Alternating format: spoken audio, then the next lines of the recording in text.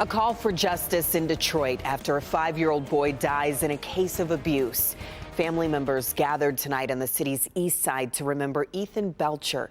He's the victim killed in what prosecutors are calling a case of child abuse.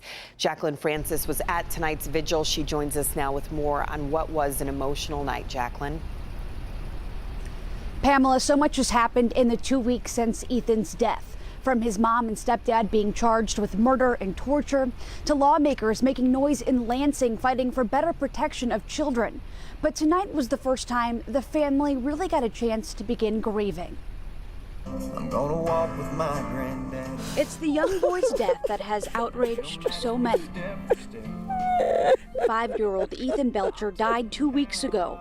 His mom and stepdad are charged in his murder, accused of child abuse and torture. He hasn't even been laid to rest yet. We haven't got to do that yet. We haven't had our closure yet either, so it's so hard even, to wait for that closure.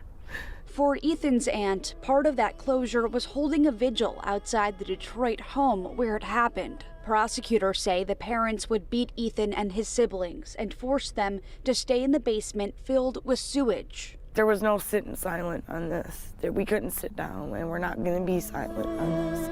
His aunts and uncles now setting out to make change after saying they reported the abuse to CPS and to police more than a year ago. Despite an investigation, the kids remained in the home.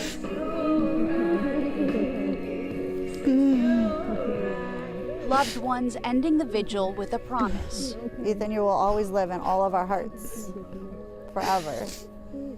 And we will all fight for you to have change for all kids so that no other child has to be abused and go through what you went through.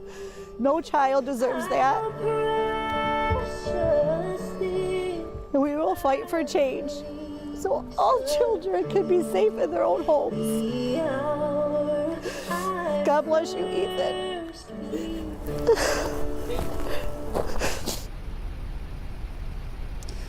It was just this past week that state lawmakers joined the family in calling for change in the wake of this tragedy. You can find our coverage on that and more on this ongoing investigation right now on our website, clickondetroit.com.